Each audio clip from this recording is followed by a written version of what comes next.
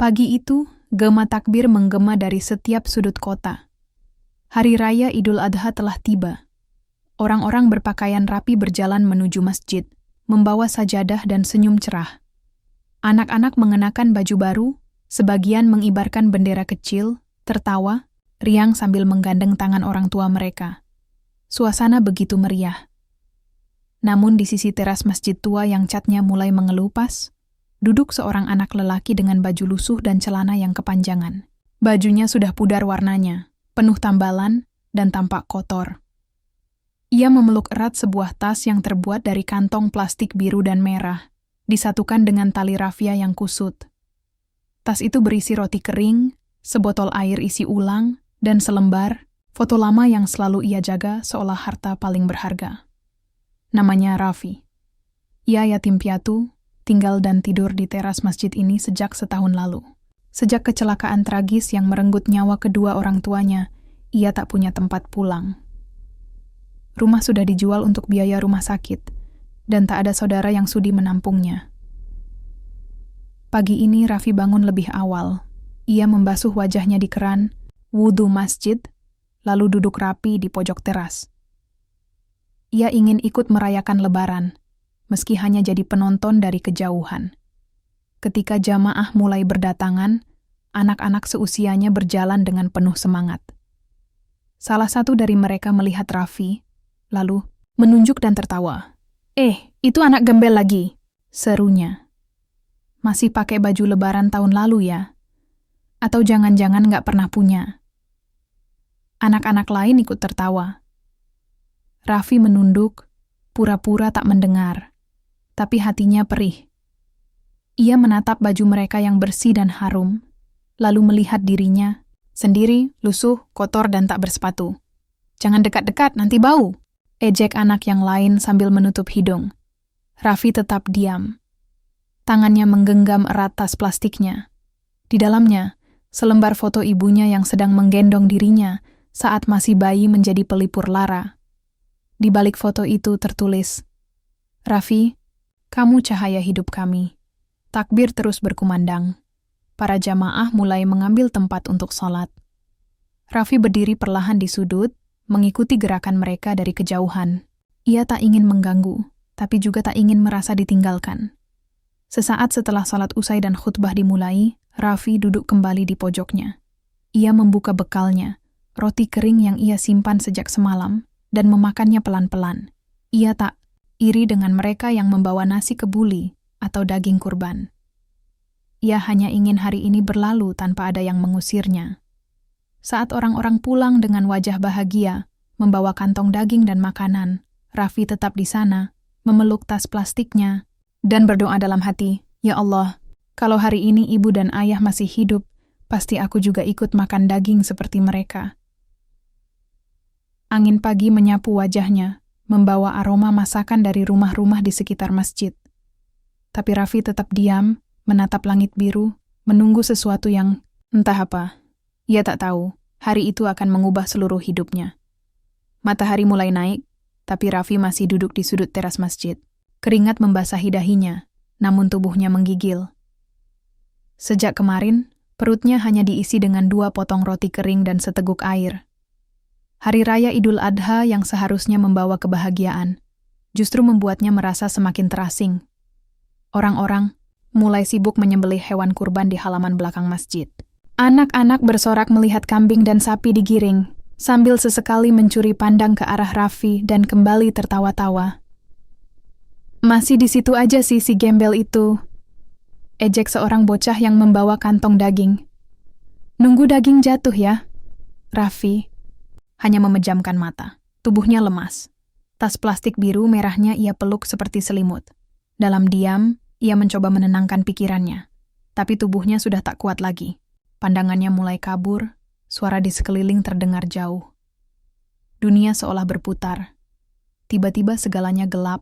Ustaz Harun, imam masjid yang baru saja selesai mengawasi penyembelihan sapi, bergegas keras saat mendengar teriakan seorang ibu. "Ada anak kecil pingsan di pojokan masjid." Ustaz Harun menghampiri dengan langkah cepat. Di sana, ia melihat Raffi tergeletak dengan wajah pucat. Napasnya dangkal, keringat dingin membasahi lehernya. Di sampingnya, tas plastik robek mengeluarkan isi roti basi, botol kosong, dan selembar foto kecil yang lusuh. Ya Allah, bisik Ustaz Harun, menunduk dan segera mengangkat tubuh Raffi ke dalam ruangan belakang masjid. Ia memberikan air minum, mengelap wajah Raffi, dan memanggil seorang dokter sukarelawan yang kebetulan berada di lokasi. Setelah dicek, dokter berkata lirih, "Dia lemas karena kurang makan dan kelelahan. Untung cepat ditemukan, kalau tidak..." Ustaz Harun mengangguk. Matanya tak lepas dari wajah kecil yang tampak begitu tenang dalam tidur. Ia mengambil foto dari lantai, gambar seorang ibu muda yang tersenyum sambil menggendong bayi. Di belakang, foto itu tertulis, "Raffi, kamu cahaya hidup kami." Nama itu membuat dada Ustaz Harun sesak. Ia pernah melihat anak ini beberapa kali, duduk di teras masjid, tapi tak pernah berpikir sejauh ini. Ia kira Raffi hanya pengemis musiman, seperti yang sering datang menjelang Lebaran. Tapi ternyata anak ini tinggal di sana. Hari mulai siang, dan daging kurban dibagi-bagikan ke warga. Ustaz Harun tetap menemani Raffi yang kini mulai membuka matanya. "Namamu Raffi, ya?" tanya Ustaz Harun lembut. Raffi menatapnya pelan, lalu mengangguk. "Kamu tinggal di sini sendirian?" Raffi mengangguk lagi. "Bapak, Ibu, sudah nggak ada," ucapnya lirih, suara hampir tak terdengar. Ustaz Harun merasakan dadanya terhimpit. Ia mengelus kepala Raffi dan berkata, "Mulai hari ini, kamu nggak perlu lagi tidur di teras masjid." Raffi memandang Ustaz Harun dengan tatapan bingung. "Aku akan bawa kamu ke rumah. Kita makan bersama, istirahat, dan mulai hidup yang baru, ya?" Air mata menetes dari sudut mata Raffi. Ia tak pernah menyangka, hari raya yang ia kira akan seperti biasanya, sepi, dingin, dan menyakitkan, justru menjadi titik balik dalam hidupnya. Tas plastiknya masih ia peluk, tapi kali ini bukan sebagai simbol perjuangan, melainkan sebagai saksi bahwa Allah masih menjaganya, lewat seorang ustaz yang lembut hati. Hari itu Raffi dibawa pulang oleh Ustaz Harun. Rumah ustaz itu sederhana namun nyaman, berdiri di belakang masjid, dikelilingi pohon mangga dan bunga-bunga yang ditanam istrinya, Burani. Udara di sana sejuk, jauh dari dinginnya lantai teras, masjid yang selama ini menjadi tempat tidur Raffi. Raffi masuk dengan ragu, memeluk tas plastik biru merahnya erat-erat, seperti takut akan diambil orang. "Silakan masuk, Nak," kata Burani lembut, menyambutnya dengan senyum yang hangat. Di meja, makan sudah tersedia sepiring nasi, semangkuk gulai daging kurban, dan segelas air jeruk dingin. Raffi terpaku. Sudah lama ia tak makan makanan seperti itu. Ia menoleh ke Ustaz Harun, seolah meminta izin. "Makanlah Raffi, itu semua rezeki dari Allah. Sekarang kamu bagian dari keluarga kami," kata Ustaz itu sambil menepuk bahunya. Raffi mulai makan pelan-pelan, tapi setiap suapan seperti menyentuh langsung ke dalam hatinya. Ia menahan air mata yang hampir tumpah. Tak pernah ia bayangkan bisa makan sepiring penuh dengan tangan yang bersih, di meja yang hangat, tanpa rasa takut diusir atau diejek. Setelah makan, Burani membawakan pakaian bersih dan menunjukkan kamar kecil di samping rumah. "Ini kamar Raffi. Sekarang ya. Kalau butuh apa-apa, bilang saja ke ibu," ucap Burani. Kamar itu kecil tapi bersih, dengan kasur empuk, selimut, dan rak kecil. Di sudut rak, Burani meletakkan bingkai kosong. "Nanti kalau Raffi mau, kita bisa taruh foto keluarga di sini," katanya sambil mengedipkan mata. Malamnya, untuk pertama kali dalam waktu yang sangat lama, Raffi tidur di atas kasur. Ia memeluk tas plastiknya seperti biasa, tapi malam itu, ia juga memeluk selimut hangat. Ia melihat ke langit-langit rumah yang tenang, dan dalam bisik lirih, ia berdoa, "Terima kasih Allah." Hari-hari berikutnya, hidup Raffi berubah perlahan. Ustaz Harun membelikannya baju bersih, tas sekolah baru, dan sepatu. Namun Raffi masih menyimpan tas plastik biru merahnya. Ia meletakkannya di sudut kamar, tak ingin membuangnya. "Kenapa masih disimpan, Raf?" tanya Ustaz Harun suatu malam. "Itu tempat semua kenangan Raffi," jawab Raffi pelan. Tempat foto ibu dan ayah, tempat sisa bekal, tempat di mana Raffi menyimpan harapan waktu nggak punya siapa-siapa. Ustadz Harun tersenyum, lalu berkata, "Kalau begitu, biarkan dia tetap di sini. Sebagai pengingat, betapa kuatnya kamu melewati semua." Hari demi hari, Raffi mulai belajar mengaji lagi. Ia ikut TPA bersama anak-anak lain, meski masih merasa canggung. Tapi berbeda dengan dulu, anak-anak di TPA menghormatinya. Mungkin karena mereka tahu Raffi sekarang tinggal di rumah Ustadz Harun. Mungkin juga karena mereka melihat sesuatu yang berubah dalam dirinya.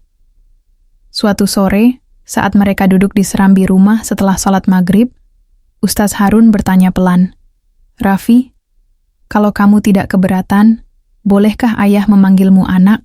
Raffi menoleh dengan mata membulat. "Ayah? Iya.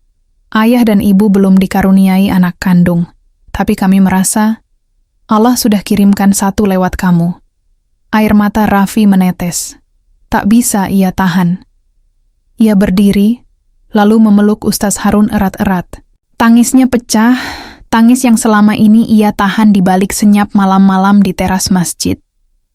Malam itu, tas plastik biru merahnya tetap di sudut kamar. Tapi kini ia punya selimut, punya keluarga, dan punya ayah yang memanggilnya anak. Dan untuk pertama kali dalam hidupnya sejak kehilangan orang tua, Raffi merasa ia punya rumah. Waktu berlalu begitu cepat. Raffi kini telah tumbuh menjadi remaja, tangguh. Wajahnya bersih, tubuhnya sehat, dan tutur katanya lembut.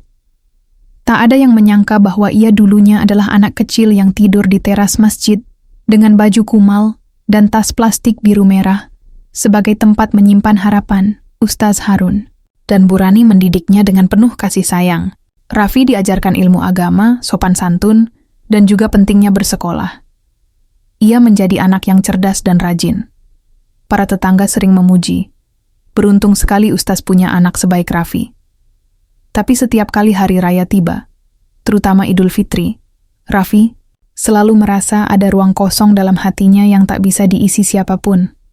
Ia akan duduk sendiri di kamar, membuka tas plastik yang masih ia simpan dengan hati-hati, dan mengambil foto kusam ibunya. Setiap tahun, setelah sholat Idul Fitri di masjid, bersama Ustadz Harun dan Bu Rani, Raffi akan berpamitan untuk pulang ke kampung halamannya yang berada di ujung kota. Meskipun kampung itu sudah tak memiliki rumah yang bisa ia tinggali, di sanalah kedua orang tuanya dimakamkan.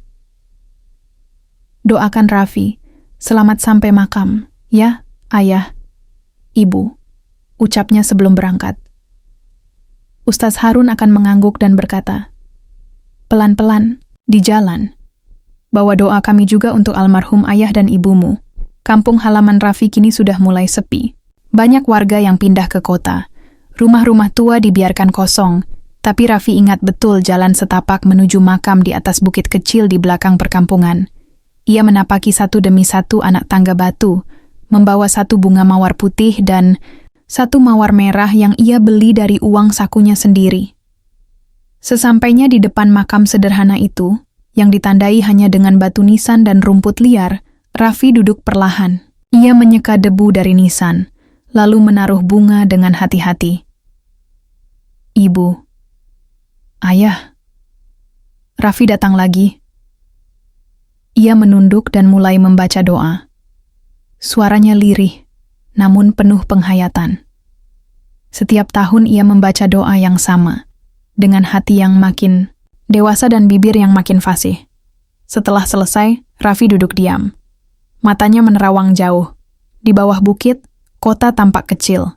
Ia teringat hari-hari ketika ia lapar, sendirian, dan tidak tahu harus kemana. Tapi Allah memberinya jalan. Allah tidak membiarkannya tenggelam dalam kehampaan. Lewat tangan seorang ustaz, hidupnya berubah. Ia merogoh tas kecil yang ia bawa dan mengeluarkan plastik biru merah yang kini telah ia lipat rapi seperti kitab tua. Ia buka perlahan dan menatap foto yang masih utuh walau warnanya sudah mulai pudar. Kalau ibu dan ayah masih hidup, pasti kalian bangga, ya? Raffi udah bisa jadi juara kelas. Raffi udah bisa baca Quran dengan lancar. Dan Raffi sekarang punya rumah, punya keluarga. Angin sepoi bertiup lembut. Raffi merasa seperti ada yang mengelus rambutnya. Setelah beberapa jam, ia berdiri dan menatap makam itu sekali lagi. Insya Allah, tahun depan Raffi datang lagi ya. Jangan khawatir. Raffi nggak sendiri lagi. Ia berjalan menuruni bukit dengan langkah tegap. Di tangannya, tas plastik biru merah itu ia genggam erat. Bukan karena ia miskin, tapi karena itu bagian dari dirinya.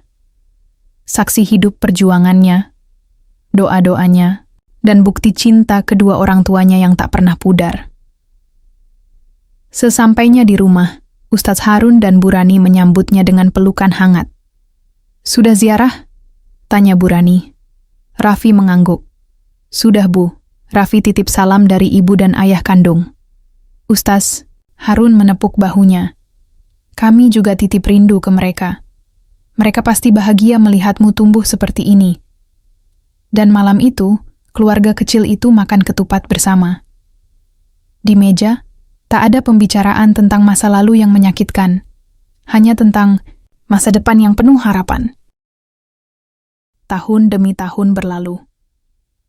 Raffi kini telah tumbuh menjadi pemuda dewasa. Wajahnya berseri, matanya teduh, dan tutur katanya membuat orang tenang saat mendengarnya berbicara. Ia bukan hanya menjadi kebanggaan Ustadz Harun dan Bu Rani, tetapi juga seluruh warga sekitar masjid. Setelah menyelesaikan pendidikan SMA, Raffi mendapat beasiswa kuliah di bidang pendidikan agama Islam. Ia sering membantu Ustadz Harun mengajar mengaji anak-anak, memimpin doa di acara warga, bahkan sesekali menjadi khatib Jumat jika Ustadz berhalangan.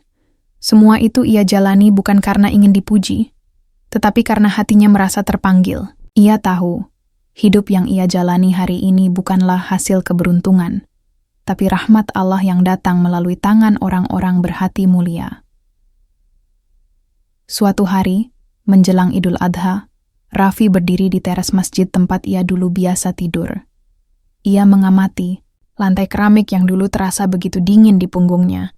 Kini, ia berdiri di tempat yang sama, dengan pakaian rapi, sorban putih di leher, dan sepatu hitam mengkilap. Tapi hatinya tetap merunduk rendah, tidak pernah melupakan masa lalunya.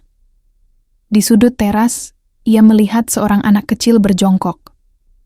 Bajunya kotor, rambutnya kusut, dan di sampingnya ada kantong plastik merah dan biru yang mirip dengan miliknya dulu. Raffi mendekat dan berjongkok di samping anak itu. "Adik, kamu sendirian?" tanyanya lembut. Anak itu menoleh ragu. "Iya, aku tidur di sini. Nggak punya rumah." Raffi menarik napas dalam-dalam. Ada desir haru menyentak dadanya. Ia merasa seperti sedang melihat dirinya sendiri di cermin waktu. "Kamu lapar?" Anak itu mengangguk pelan. "Ayo ikut kakak. Kita makan dulu.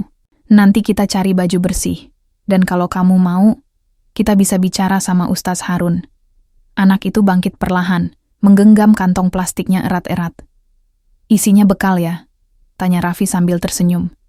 "Iya, cuman roti, sama botol kosong." Raffi tersenyum.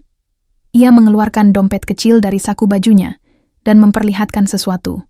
Sebuah foto lama, usang dan pudar, yang kini ia laminating dan simpan sebagai kenangan. "Aku juga pernah seperti kamu. Tidur di teras ini, bawa bekal dari kantong plastik. Tapi hidupku berubah karena ada orang baik yang mau membuka pintu untukku. Sekarang, aku ingin melakukan hal yang sama untukmu." Anak itu terdiam. Matanya berkaca-kaca. Malam itu, untuk pertama kali dalam hidupnya, anak kecil itu tidur di atas kasur empuk di rumah Ustadz Harun. Di sampingnya, Raffi menemani, duduk di lantai sambil membaca buku kecil berisi doa-doa. Ustadz Harun yang kini sudah mulai menua, berdiri di pintu kamar dan tersenyum. "Waktu memang berputar cepat." "Ya, Raffi," katanya lirih. Raffi menoleh, lalu mengangguk. "Ayah, terima kasih, karena dulu ayah berhenti sejenak di teras ini, melihat aku, dan tidak berpaling." Ustadz Harun mendekat dan menepuk pundaknya. Itu karena Allah sudah menanamkan rasa cinta di hatiku sejak pertama kali melihatmu. Dan sekarang, kamu sudah jadi cahaya bagi orang lain. Keesokan paginya, gema takbir Idul Adha kembali berkumandang. Masjid penuh dengan jamaah. Raffi berdiri di samping Ustaz Harun, membantu menyampaikan khutbah.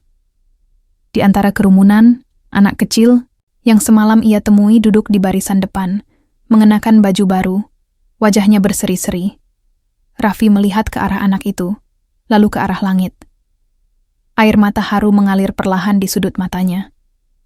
Dulu, ia datang ke masjid dalam keadaan lapar, kotor, dan kesepian.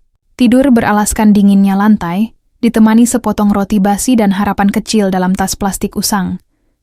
Kini, ia berdiri sebagai pelita bagi orang lain. Setiap Idul Adha dan Idul Fitri, Raffi tetap pulang ke kampungnya, ziarah ke makam orang tuanya. Ia mendoakan mereka dengan tulus, lalu bercerita tentang kehidupannya yang baru, tentang kasih Ustaz Harun dan Bu Rani, tentang anak-anak yang kini ia bantu, dan tentang bagaimana cinta tak pernah benar-benar mati, hanya berpindah tempat untuk menerangi jiwa-jiwa yang kehilangan.